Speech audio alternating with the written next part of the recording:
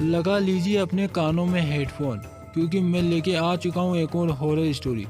तो प्लीज इस horror story को एंड तक जरूर सुनिएगा। एक दिन की बात है, ठंड का समय था, घना कोहरा छाया हुआ था। सारे लोग जल्दी कार्यकाल का काम खत्म करके घर की तरफ निकल रहे थे। नाना जी उस समय के बड़े अधिकारियों में से एक थे। वे उस समय के उच्च वर्गों के लोगों में एक अमीन का काम करते थे।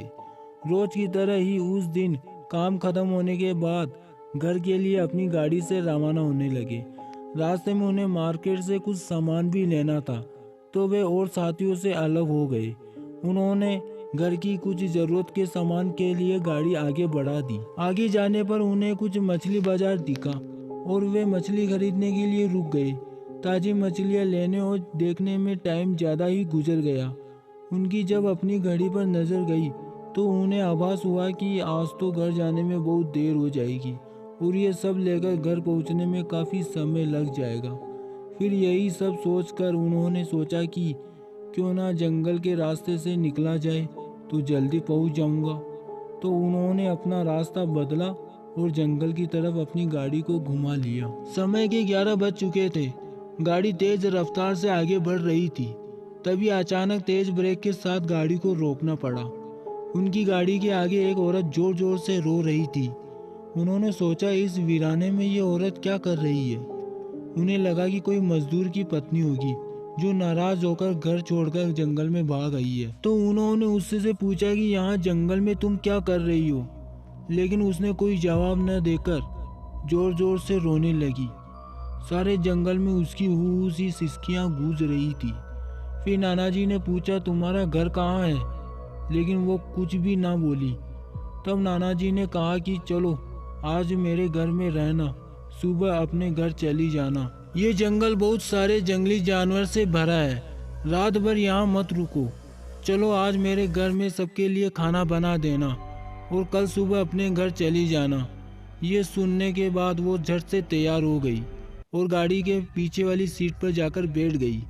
सिर में बड़ा सा घूंघट डालने की वजह से उसका चेहरा छिपा हुआ था।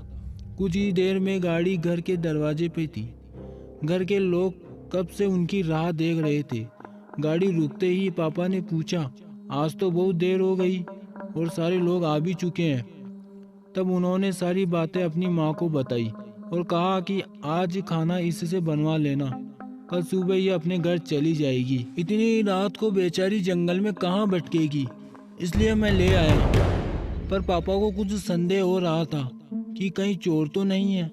रात को सोने के बाद खाना बनाते समय कहीं घर के सामान चुरा कर ना ले जाए। पर बेटे की बात को कैसे मना करते। उन्होंने उस औरत को कहा देखो आज तो मैं तुम्हें रख ले रहा हूँ, लेकिन कल सुबह होते ही यहाँ से चली जाना और जाओ रसोई में ये सामान उठाकर ले जाओ और खाना बना दो।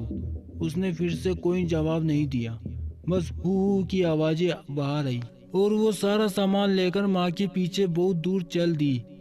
रसोई में सारा सामान रखवा कर माताजी ने उसे खाना जल्दी बनाने की सख्त हिदायत दी और वहाँ से चली गई। लेकिन उनका मन कुछ परेशान सा था। फिर 10 मिनट बाद रसोई में उसे देखने के लिए गई कि वो क्या कर रही है और उसका चेहरा भी देखना चाहती थी। लेकिन वहां पहुंची तो देखा कि वो मछलियों का थैला निकाल रही थी। उन्होंने बहुत जोर से गुस्से में कहा यहाँ सब खाने का इंतजार कर रहे हैं और तुम अभी तक मछलियाँ ही निकाल रही हो, कल सुबह तक बनाओगी क्या। उसके सिर पर घूंघट अभी भी था, तो चेहरा देखना मुश्किल ही नहीं नामुमकिन था। उन्होंने उससे से कहा कि तुम जल्दी से खाने की तैयारी करो, मैं आग सुलगा देती हूँ, काम जल्दी हो जाएगा। और वे जल्दी से चूल्हा जलाने की तैयारियां करने लगे। लेकिन साथ ही वो उसका चेहरा भी देखने की कोशिश कर रही थी। लेकिन वो जितना देखने की कोशिश करती वो और पल्लू को खींच लेती।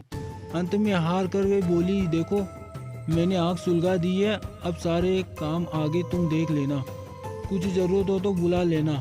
लेकिन वो फिर कुछ नहीं बोली।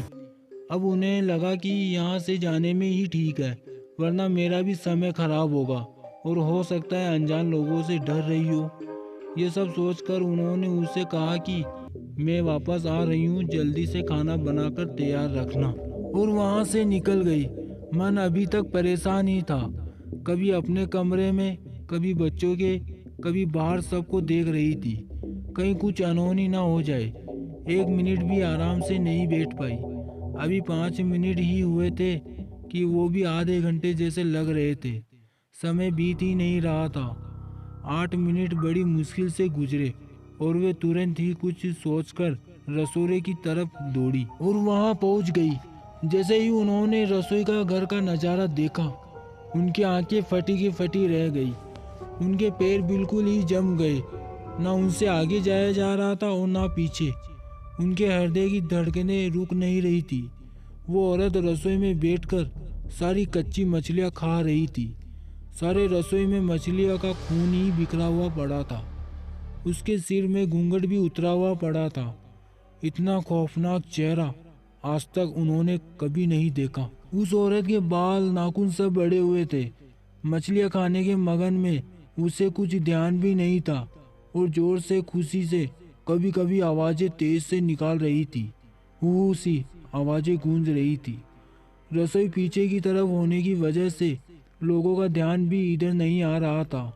माँ को भी कुछ समझ नहीं आ रहा था कि चिल्लाने से कहीं घर के लोगों को नुकसान ना पहुंचा दे। उस चुड़ैल से अपने घर को कैसे बचाए उन्हें समझ नहीं आ रहा था। बस भगवान का नाम ही उनके दिमाग में आ रहा था। अचानक वे आगे बढ़ने लगी उसकी तरफ और जड़ से एक थाल लिया और चूल्हे की तरफ दौड़ी।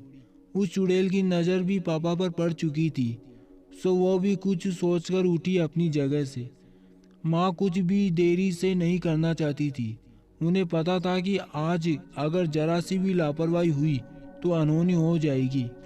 उस चुड़ैल की कुछ करने से पहले ही उन्हें चूल्हे तक पहुंचना था और चूल्हे के पास पहुंचकर उन्होंने जलता हुआ कोयला थाल में भर लिया और चुड़ैल की तरफ लेकर जोर से फेंका। आग की जलन की वजह से वो अजीब सी डरावनी आवाजें निकालने लगी।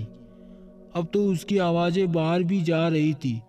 सारे लोग बाहर से रसोई की तरफ भागे। वो चुड़ैल जोर से हु की आवाजें निकाल रही थी और पूरे रसोई में दौड़ रही थी और माताजी को पकड़ना भी चाह रही थी। लेकिन अब सारे लोग रसोई में आ चुके थे। काफी लोगों की भीड़ देखकर वो भी डर गई थी। लोगों की भीड़ को देखती हुई वो बाहर जंगल की तरफ भाग गई और सारे लोग ये मंजर देखकर डरे सहमे से खड़े थे और मन ही मन माताजी को हिम्मत की दाद दे रहे थे। तो ऐसे छूटा चुड़ैल से पीछा। उम्मीद करता हूँ कि दोस्तों आपको ये हॉरर स्टोरी पसंद आ गई होगी। पसंद आ गई हो तो प्लीज़ लाइक करना, शेयर करना और चैनल को सब्सक्राइब जरूर करना।